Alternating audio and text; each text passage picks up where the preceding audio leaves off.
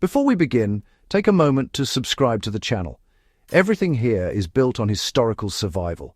What actually happened when systems failed, not what sounds good in theory. Today's topic cuts across centuries and continents. When war breaks out, famine spreads, or disaster strikes, the same survival behaviors appear every time. Not because people copy one another, but because pressure strips behavior down to what works. These behaviors show up whether the setting is ancient Rome, a medieval siege, a World War II city, or a modern natural disaster. Technology changes, culture changes, human survival behavior does not. People simplify their lives almost immediately. The first behavioral shift is simplification. When stability disappears, people rapidly abandon complexity. Diets shrink, possessions are reduced, daily routines become repetitive and stripped down. Historical accounts from sieges and refugee movements show this clearly. Survivors stop variety first. They eat the same foods, wear the same clothes, follow the same routes. This conserves mental energy and reduces decision fatigue. So, complex living, it really does require a surplus. And, survival itself actually demands predictability.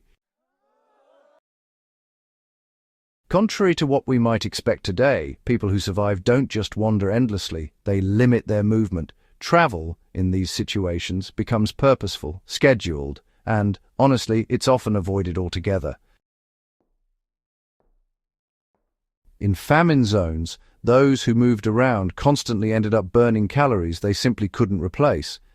But those who stayed close to known resources, aid points, or shelter, well, they tended to live longer. In war zones, civilians learned really fast when not to move, like during shelling, patrol shifts, or those dangerous nighttime hours. Survivors, tend to treat movement as a risk, not as freedom. Communities, interestingly, form faster than most of us would expect. One of the most consistent patterns we see is rapid social grouping. Lone survivors, well, they tend to fare rather poorly. Even complete strangers will form loose communities when systems fail. Shared labor, a shared watch, and of course shared information all increase the odds of survival. History, time and again, shows this in prisoner camps, disaster zones, and frontier settlements. Cooperation, it seems, emerges not from trust, but from necessity. Groups that survived the longest, enforced simple rules and divided responsibilities early on.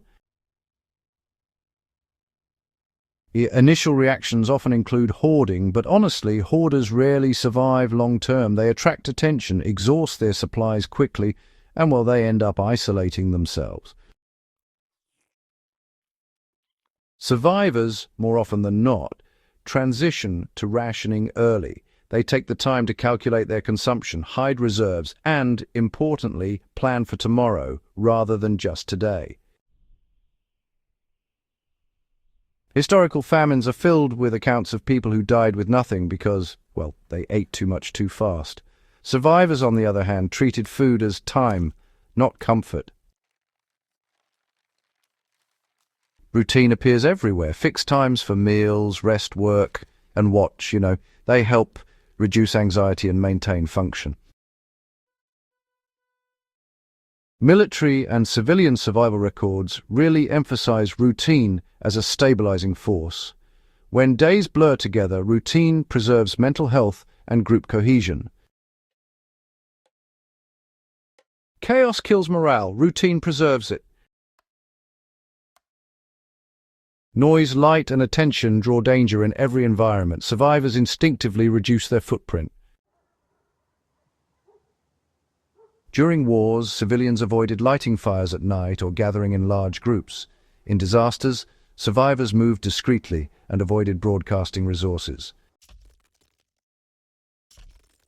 Visibility attracts competition and violence. Survivors learned this quickly.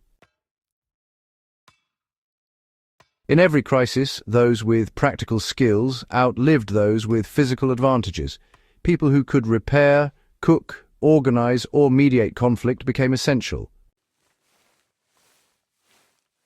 Strength fades, skills scale. Historical survivors valued people who could make broken systems work again, even in small ways.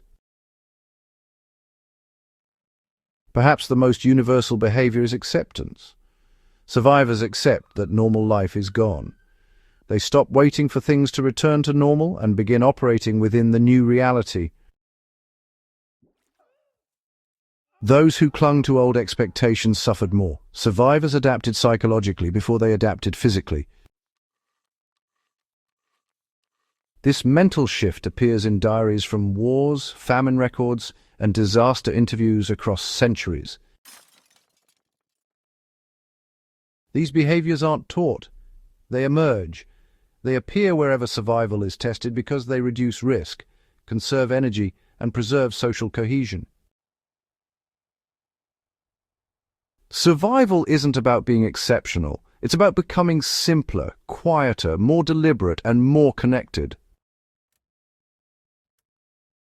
If you want more historically grounded survival analysis like this, subscribe to the channel and, share this with someone who believes survival is about gear alone. History tells a different story, and it repeats it every time.